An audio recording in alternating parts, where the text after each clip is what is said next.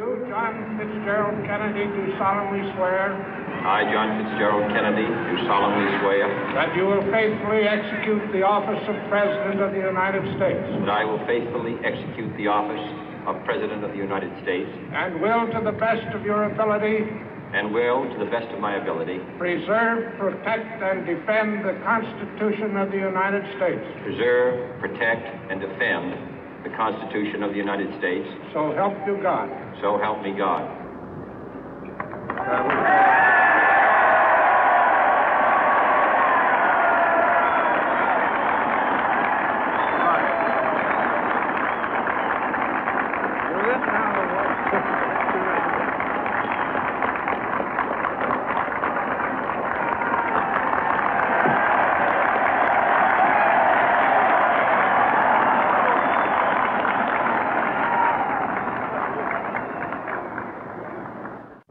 Vice President Johnson, Mr. Speaker, Mr. Chief Justice, President Eisenhower, Vice President Nixon, President Truman, Reverend clergy, fellow citizens.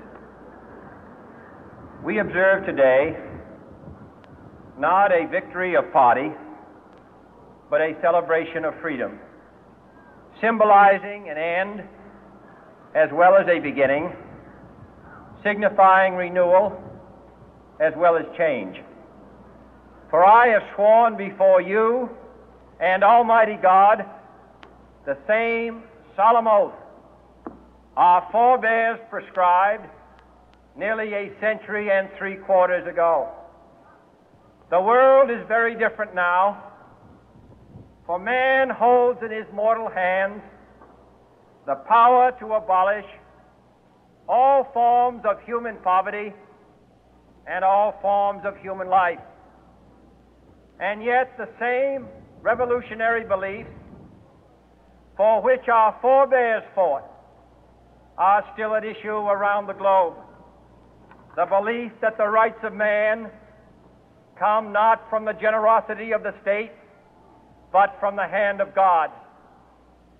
We dare not forget today that we are the heirs of that first revolution.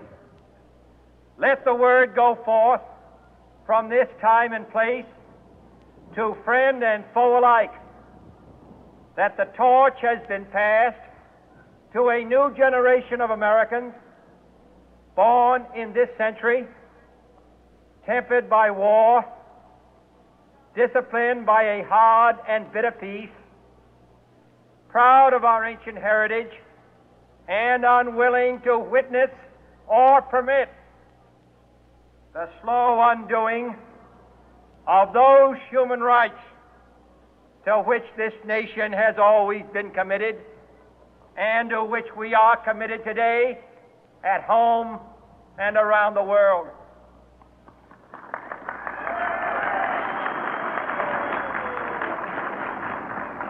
Let every nation know, whether it wishes us well or ill, that we shall pay any price, bear any burden, meet any hardship, support any friend, oppose any foe to assure the survival and the success of liberty.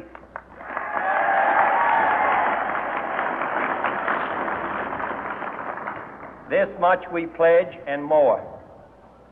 To those old allies whose cultural and spiritual origins we share, we pledge the loyalty of faithful friends.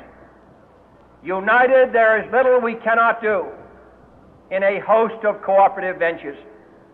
Divided, there is little we can do, for we dare not meet a powerful challenge at odds and split asunder. To those new states whom we welcome to the ranks of the free, we pledge our word that one form of colonial control shall not have passed away merely to be replaced by a far more iron tyranny. We shall not always expect to find them supporting our view, but we shall always hope to find them strongly supporting their own freedom, and to remember that in the past, those who foolishly sought power by riding the back of the tiger ended up inside.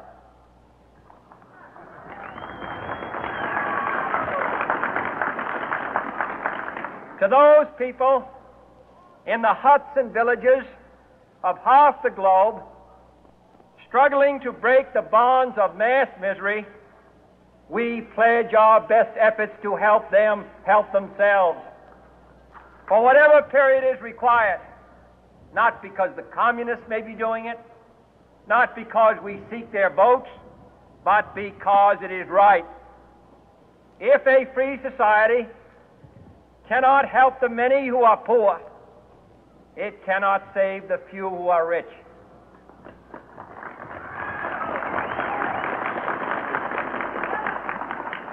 To our sister republics south of our border, we offer a special pledge to convert our good words into good deeds, in a new alliance for progress, to assist free men and free governments in casting off the chains of poverty.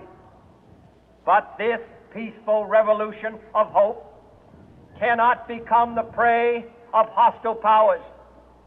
Let all our neighbors know that we shall join with them to oppose aggression or subversion anywhere in the Americas.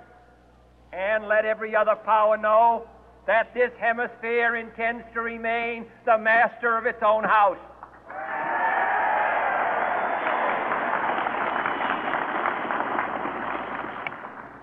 To that world assembly of sovereign states, the United Nations, our last best hope, in an age where the instruments of war have far outpaced the instruments of peace, we renew our pledge of support to prevent it from becoming merely a forum for invective, to strengthen its shield of the new and the weak, and to enlarge the area in which its writ may run.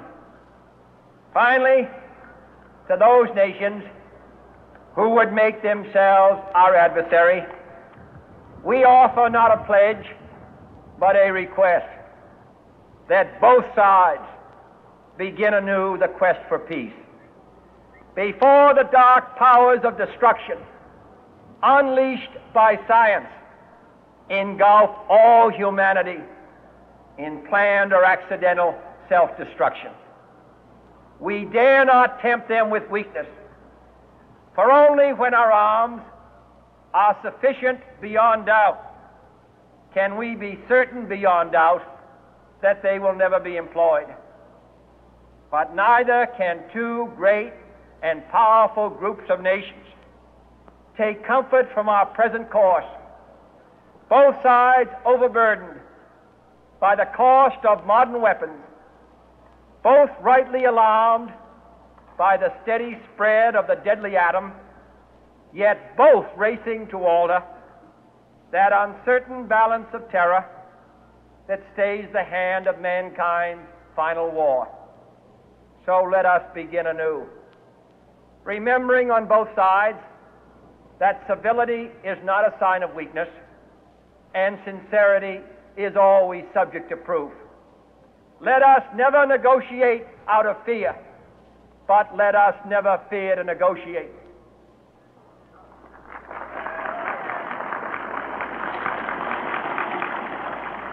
Let both sides explore what problems unite us, instead of belaboring those problems which divide us. Let both sides, for the first time, formulate serious and precise proposals for the inspection and control of arms, and bring the absolute power to destroy other nations under the absolute control of all nations.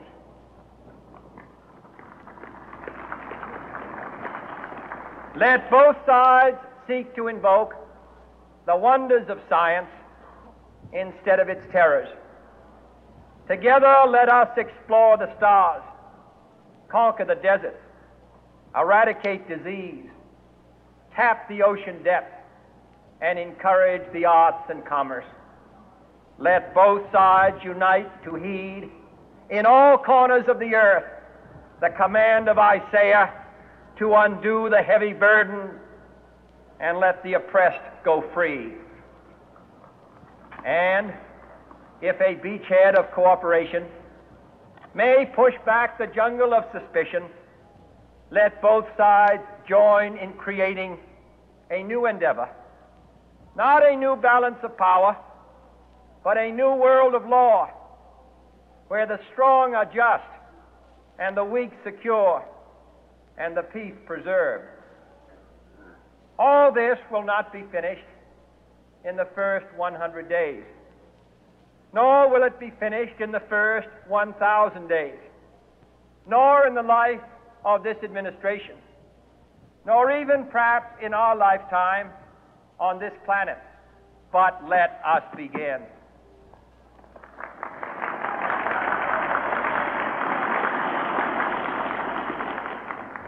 In your hands, my fellow citizens, more than mine, will rest the final success or failure of our course. Since this country was founded, each generation of Americans has been summoned to give testimony to its national loyalty. The graves of young Americans who answered the call to service surround the globe.